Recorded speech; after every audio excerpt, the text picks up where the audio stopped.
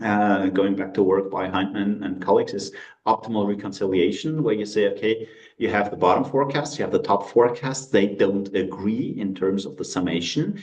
We can modify them all by doing some actually pretty simple linear algebra and modify them all so that in the end they are sum consistent. And this is the important part. Typically, this reconciliation technique will improve all the forecasts.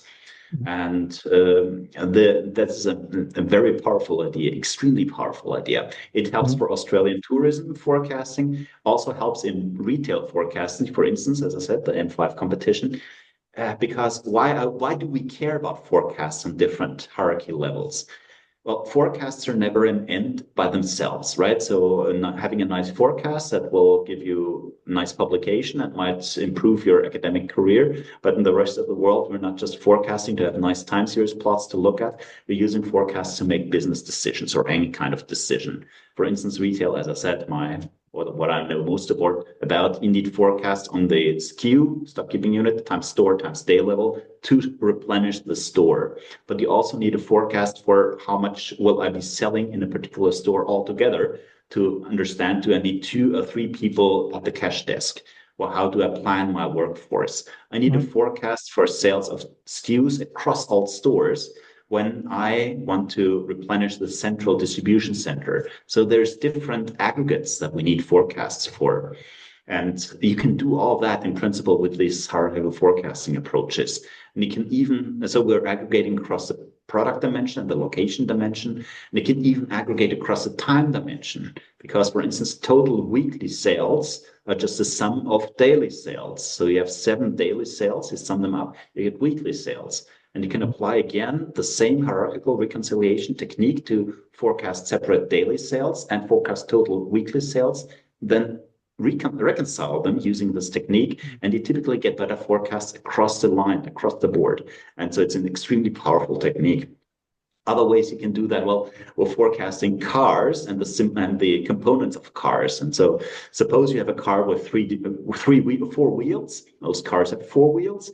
And so the forecast of wheels needs to be 1/4 of the forecast of cars. And so it's again a hierarchical situation where the sum of the wheel forecasts need to be just 4 times the sum of the whole car forecast. You can just put that into a summation matrix where you suddenly don't have ones and zeros, but you have a 4 in there somewhere, and you can still apply the exact same technique. You can do that with bills of materials, with recipe ingredients, with all kinds of things. So it's an extremely powerful way of thinking at things and improves matters everywhere. There are 2 caveats. The one caveat is that the standard technique of doing that, hierarchical reconciliation, only works with rather small hierarchies. So it works for the Australian tourism data where you have just, I don't know, 7, 10 states, something like that. I'm sorry, I know my Australian friends will hate me for that. It works for the 20 ingredients in a recipe and so on. But when you come to retail forecasts, we have thousands of time series, thousands of SKUs, multiple different brands or categories, many stores. The matrices just get so huge that you need sparse matrix algebra, and even then it's a struggle to really make this work numerically. And I really need to talk to a numerical matrix algebraist at some point in time to understand whether we can do that in a smart way.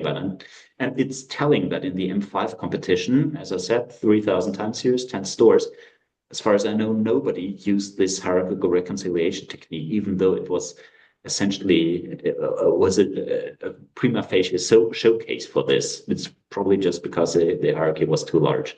That's the one problem. The other problem is that often enough, we don't need this expectation forecast. How much do we expect to sell? How much demand do we expect to see? But what we need may be a quantile forecast, because we may need to set safety amounts or reserve capacity. If you're forecasting for a call center, you may want to have enough product and enough people on hand to not just handle expected demand, but also to handle spikes. So there's always a variability in here. So we need a quantile forecast. We need a number so we can say, okay, in 90% of cases, the actual observation will come in below that. Also necessary in all kinds of supply chain applications. And of course, quantiles are not additive.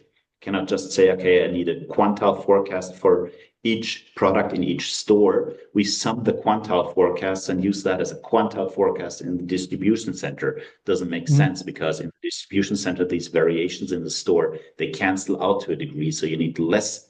The safety amount in the distribution center is much less than you need than the sum of the safety amounts in the stores.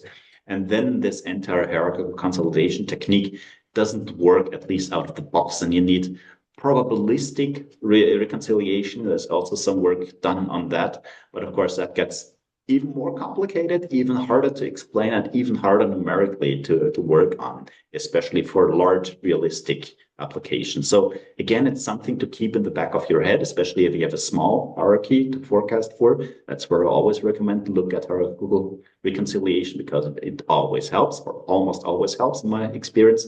But once you have a larger one, it's probably not going to do much for you unless you can cut this large hierarchy down into smaller sub-hierarchies.